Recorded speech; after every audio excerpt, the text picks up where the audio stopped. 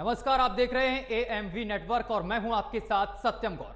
मणिपुर में फिर हिंसा भड़क उठी है। पश्चिम इंफाल में पुलिस और प्रदर्शनकारियों के बीच एक बार फिर से झड़प हुई है।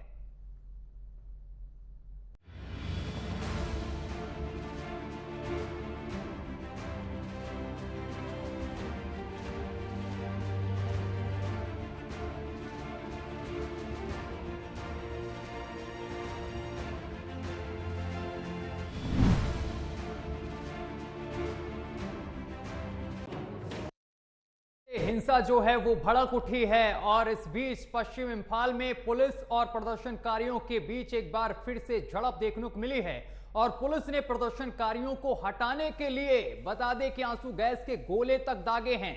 दरअसल मणिपुर में 3 मई से हिंसा लगातार जारी है और हिंसा की वजह सिर्फ ये है कि हाई कोर्ट का एक फैसला जिसमें यह कहा गया है कि मेतेई समुदाय को भी एसटी का दर्जा दिया जाएगा और इसके बाद से लगातार कुकी और मेतेई समुदाय के बीच हिंसा हुई और हिंसा में कई लोगों की जान गई और कई लोग घायल भी हुए हैं और इसके साथ साथ कई घरों को आग के हवाले भी किया गया है। आज अपनी चर्चा में यही समझने की कोशिश करेंगे कि आखिर चर्चा इस पर करेंगे कि आखिर वजह क्या है इस हिंसा की और हिंसा आखिर कब शांत होगी। तो सबसे पहले देखिए हमारी एक छोटी सी एक रिपोर्ट, इसके बाद करेंगे इस पर चर्चा।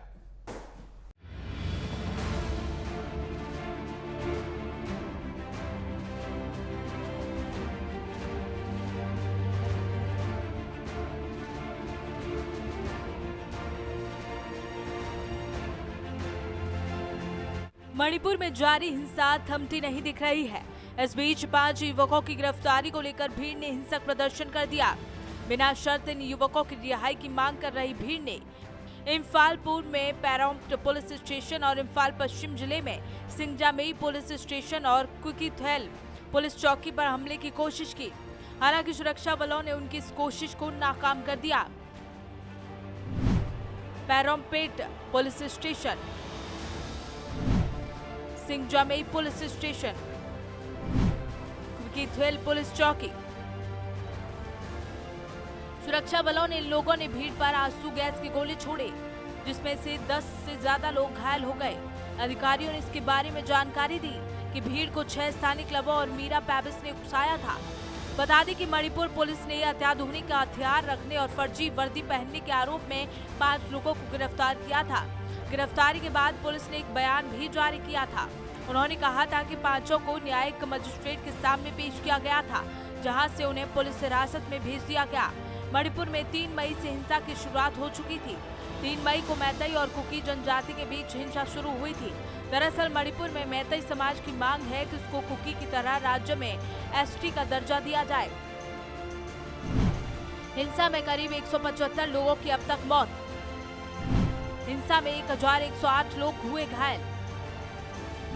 4786 घरों को किया गया आग के हवाले। 386 धार्मिक स्थलों को तोड़ दिया गया। पुलिस के हथियार और गोला बारूद लूटे गए। 2 महिलाओं को नग्न अवस्था में परेड करवाई गई। इस घटनाक्रम के बाद राज्य सरकार ने इम्फाल के दोनों जिलों में कर्फ्यू में दी गई ढील रद्द कर दी है। ऐसे में पहले से जारी सभी प्रतिबंध लागू रहेंगे। ऐसे ही आदेश पूर्वी इम्फाल में भी दिए गए। लेकिन सवाल यह है कि पिछले 4 महीनों से जारी हिंसा पर विराम लगाने के लिए सरकार कोई ठोस कदम क्यों नहीं उठा रही। AMV network bureau.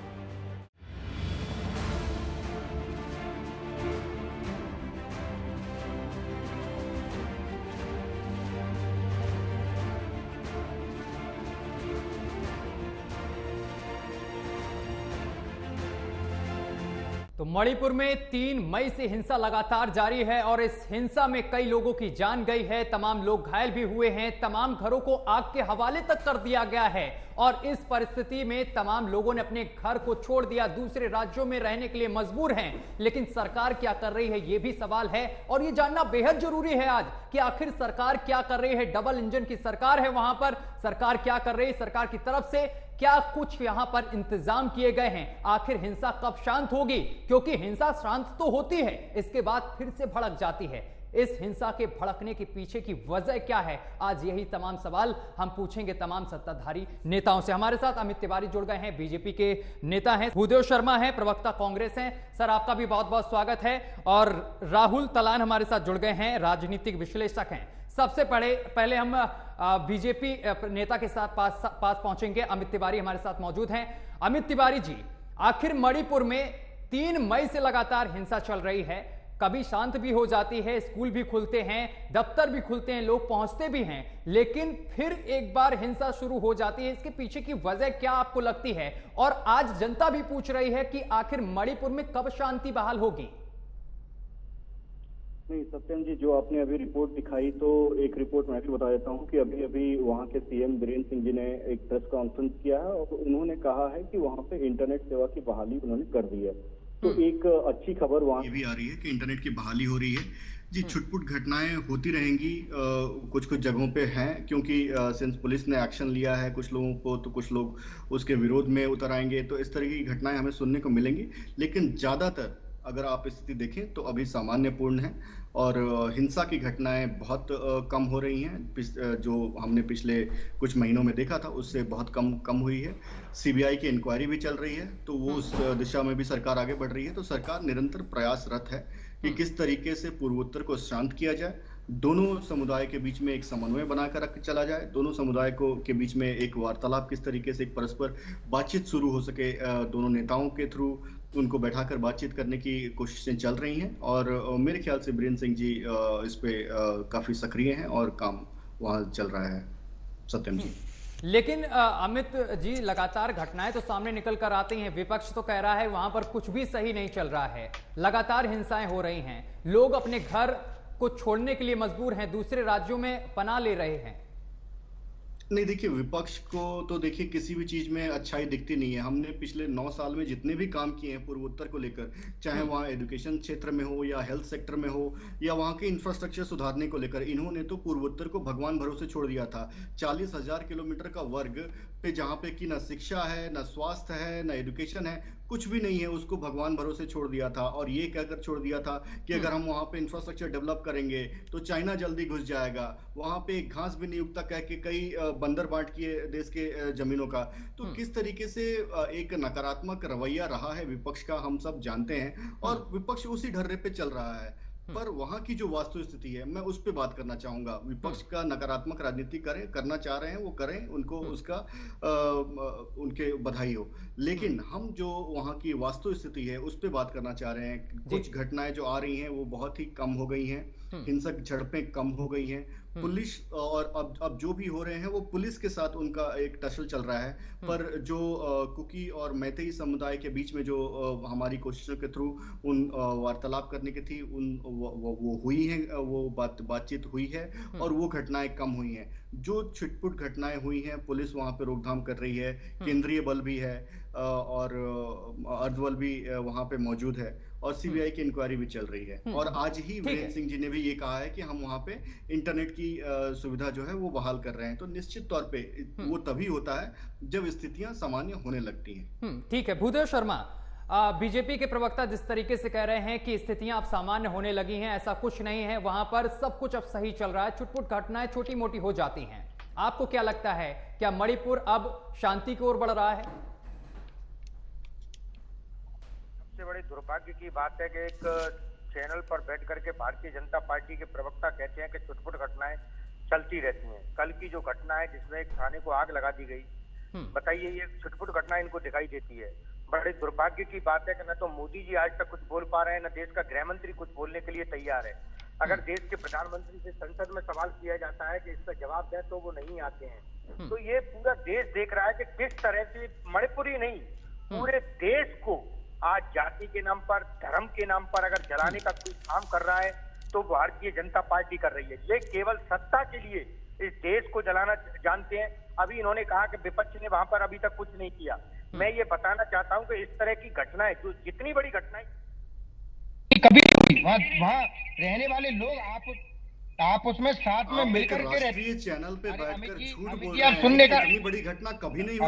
Amit ji सुनने का मैं धैर्य कांग्रेस रखिए। सत्यम जी, मैं आपको एक बात अमित जी मैं याद दिलाऊंगा। राष्ट्रीय चैनल पे बैठकर झूठ बोल रहे हैं। अमित जी डाटा है मेरे पास। अमित तिवारी जी डाटा है 1993 का मेरे पास। झूठ बोला, जितना भी झूठ बोलने की कोशिश की वो सब सुना। 1993 का डेटा है हमारे पास, 1966 का भी डेटा है हमारे पास, 1962 का भी डेटा है। नहीं। इस प्रकार से नेहरू जी ने पूर्वोत्तर को एक तरीके से भगवान भरोसे छोड़ दिया था और कह दिया था कि अब कांग्रेस की सरकार से उनकी कोई अपेक्षा नहीं रखनी चाहिए। और इनके ही गठबंधन के एक बड़े नेता हुआ करते थे उस टाइम पे, लोहिया जी ने कहा था कि पूर्वोत्तर को जानबूझकर मुख्य धारा से अलग रखा जाता है, इसमें नेहरू जी की साजिश है। अमित जी आपका नंबर आएगा, पहले भूदेव शर्मा को बात पूरी करने दीजिए। नहीं तो ये झूठी बातें, ये जब विपक्ष झूठ परोसने लगेगा तो रोकने का काम तो करना पड़ेगा ना सत्यम जी। नहीं, विपक्ष का काम झूठ भूदेव परोसने शर्मा का को अपनी नहीं है। बात तो रखने दीजिए। भूदेव शर्मा बोलिए आप। नहीं सत्यम जी, पहले इनको बोलिए कि जितना झूठ बोलना है, जितनी अफवाह फैलानी है, जितना देश को जलाना है वो कर लें। उसके बाद वो मैं अपना आपका जवाब काम है दूंगा। महोदय, इसका जवाब मैं तब भाई दूंगा। साहब वो आपका काम है। हम देश को बनाने के लिए काम करते हैं, हम देश को एक रखने के लिए काम करते हैं। आपको देश को तोड़ने का काम करते हैं, आप देश में बंटवारा करना चाहते हैं, आप देश में एक व्यक्ति से व्यक्ति को लड़वाना चाहते हैं।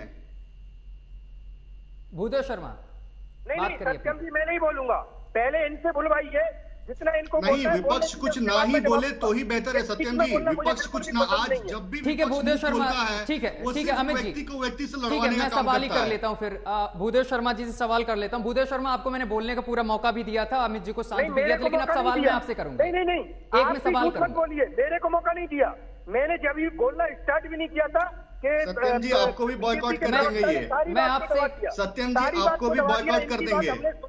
लेकिन इन्होंने हमारी बात को जनता के बीच में नहीं ये जाने दिया। घमंडिया गठबंधन है, बॉयकॉट कर देगी। मौका दिया, आपने मौका नहीं दिया, आपने इनको रोकने की कोशिश नहीं की। इनको भी सुनने का धैर्य रखना चाहिए। जिस तरह से हम इनकी बातों झूठ सुनने के लिए हम यहाँ नहीं बैठे हैं। देखिए भूदेव जी झूठ नहीं सुनने के लिए बैठे हैं। सत्य बोलेंगे तो सुनेंगे, नहीं बोलेंगे तो टोकेंगे। सर एक लोग अपनी बात रखिए तो जनता को भी समझ में आएगा, जो हमारे तमाम दर्शक देख रहे हैं। भूदेव शर्मा आप पूरी बात करिए, फिर इसके बाद मैं आपसे एक सवाल करूंगा। पहले अमित जी को पूरी बात बोलने दो, उसके बाद अमित जी ने अपनी बात रख ली है, अब आप अपनी बात रखिए सर, आप अपनी बात रखिए, नहीं फिर कहेंगे आपको मौका नहीं दिया मैंने बोलने का, क्योंकि समय थोड़ा सीमित होता है हमारे पास। नहीं तो बीच में ये ना बोले, पहले इनको ये आप बोल दीजिए कि जब इनका नंबर आए तब ये बोले। ठीक है भूदेव जी बोलिए, आप बात पूरी करिए। तो सत्यम जी मैं यही बता रहा था कि आज देश को जिस तरह से जलाने का काम कर रहे हैं, चाहे वो नॉर्थ ईस्ट की बात हो या नॉर्थ में, चाहे वो उत्तर प्रदेश हो या दूसरे राज्यों में जहाँ पर इनकी सरकारें हैं, जहाँ पर चुनाव होते हैं, वहाँ ये जलाने का काम करते हैं। तो क्योंकि इनका तो सिर्फ यहाँ इन लोगों के मरने पर राजनीति करने का काम इनका है। देश के सेना के जवान शहीद हो रहे हैं और देश का प्रधानमंत्री अपने प्रचार में व्यस्त है। बड़े दुर्भाग्य की बात है सत्यम जी कि आज देश, सुनिए पहले, आज देश जहाँ देश को विश्व गुरु बनना था, जहाँ देश के लोगों के रोजगार की बात करनी थी, यहाँ देश के महंगाई की बात करनी थी, लेकिन ये असली मुद्दों से भटकाने के लिए सिर्फ और सिर्फ देश के लोगों को आपस में लड़ाने का काम करते हैं। और ये किस प्रकार के आतंकवादी है, कल आपने संसद में भी देखा होगा कि इनके सांसदों की भाषा का रवैया क्या है, वो किसी से छुपा नहीं है। तो मैं कहता हूं सत्यम जी कि ये देश को जलाने का काम कर रहे हैं। अगर हमारी सेना चाहे, हमारे देश की अगर सरकार चाहे तो 5 मिनट भी नहीं लगेंगे वहां पर इस दंगों को रुकवाने में, क्योंकि सरकार ये चाहती है कि अगर दंगा भड़केंगे तो इससे इनको फायदा होगा। ये अपनी सत्ता के लिए देश के लोगों को आप 5 मिनट की बात कर रहे हैं, ठीक है भूदेव शर्मा आप 5 मिनट की बात की अभी आपने, तो ये बताइए कि 1993 में जब नागा और कुकी में हिंसा हुई थी तब 5 मिनट में आपने हिंसा क्यों नहीं बंद की? तब 700-750 लोगों की मौत हो गई थी, उस दौरान आपने इस चीज को क्यों नहीं अपनाया? सत्यम जी जब भी ये तरह की घटनाएं हुई, 8 महीने चला था वो पूरा वारदात।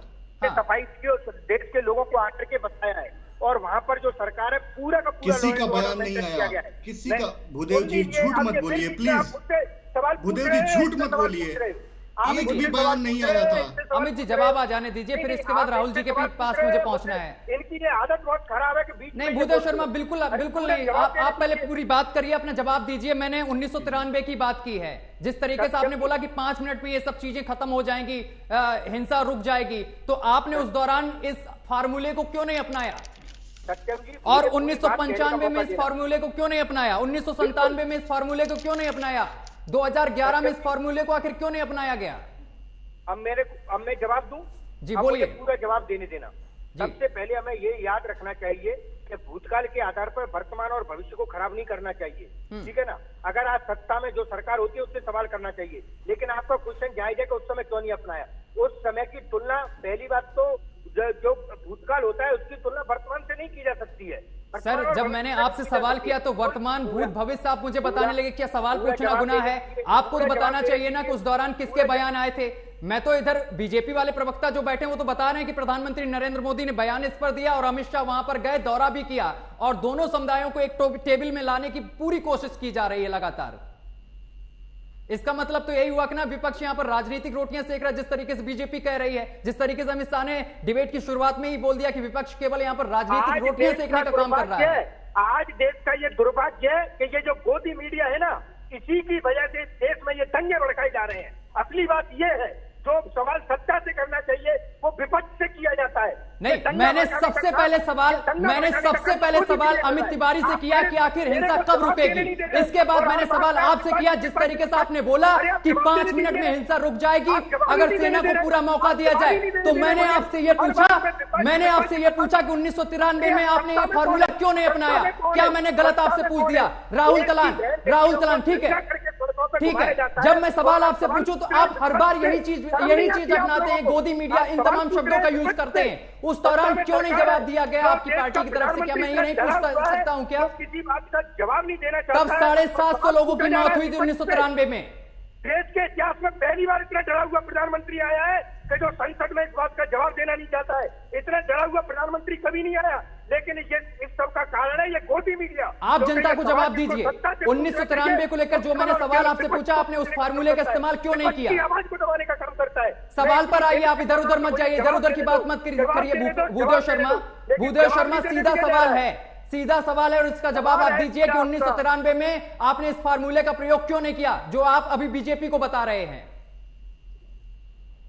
पहले आप सवाल पूरा कर लो। सवाल मैंने किया, अगर आप बीच में बोले तो सवाल फिर से मैं दोहराता हूं। आपने बोला ना 5 मिनट में अगर सेना को यह मौका दिया जाए 5 मिनट में हिंसा रुक जा सकती मणिपुर की, ये आपने भी बोला और ऐसा बयान आपके बड़े नेता भी दे चुके हैं। मैं आपसे कहता हूं कि 1993 में आपने इस फार्मूले का प्रयोग क्यों नहीं किया, 1995 में आपने इस फार्मूले का प्रयोग क्यों नहीं किया और 1997 में आपने इस फार्मूले का प्रयोग क्यों नहीं किया जब हिंसा हुई थी मणिपुर में और 700 से अधिक लोगों की मौत हुई थी।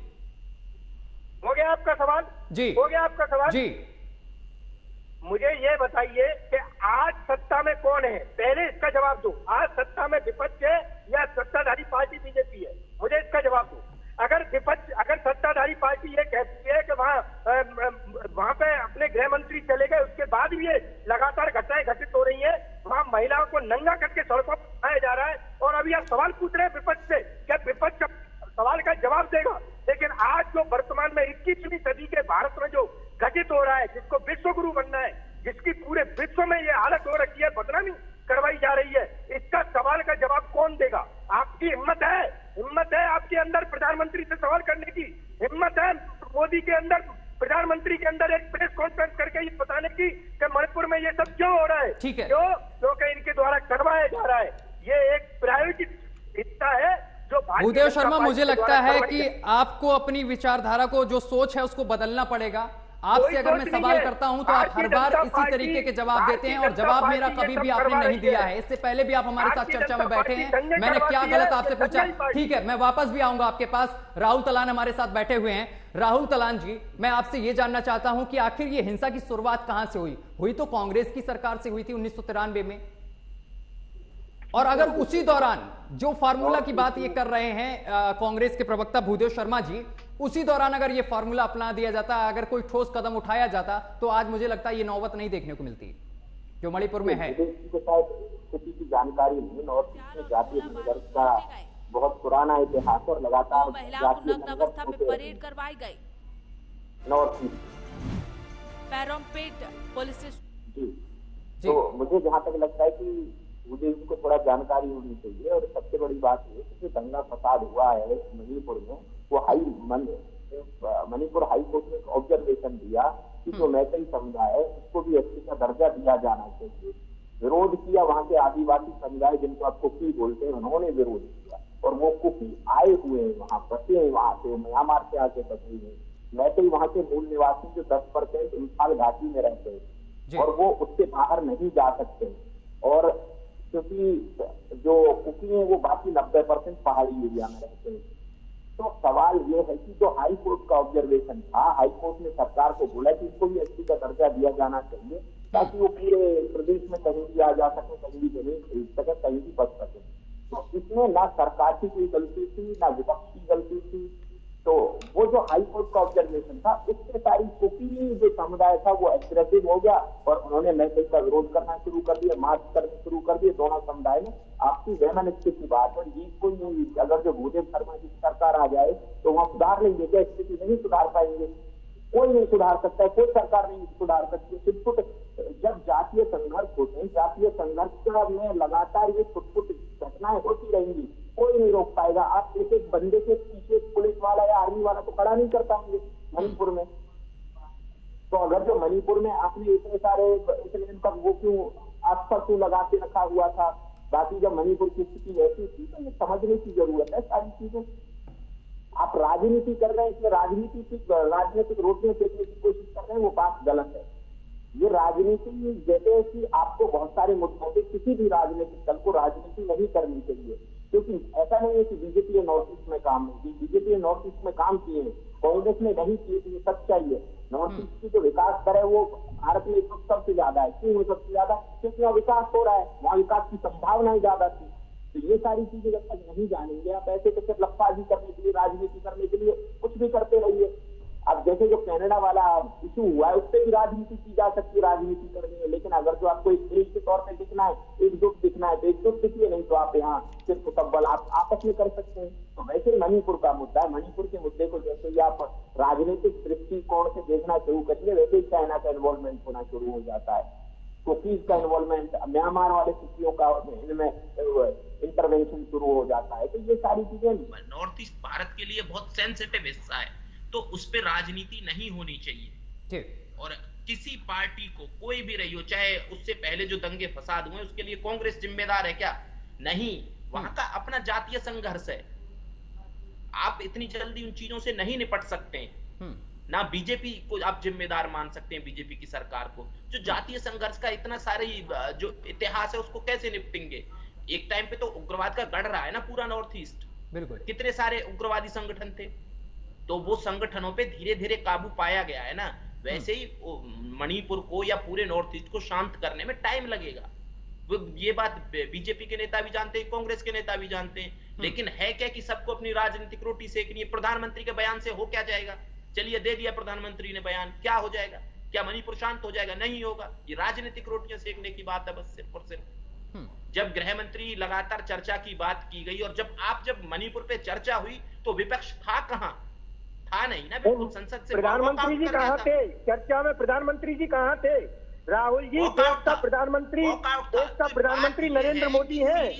जब वो हर चीज का उद्घाटन करने जा सकते हैं, उद्घाटन मंत्री बन सकते हैं, जब वो हर बात में किसी मंत्री का पता नहीं है तो उनको जवाब देने आना चाहिए। गृह मंत्री क्यों जवाब देंगे?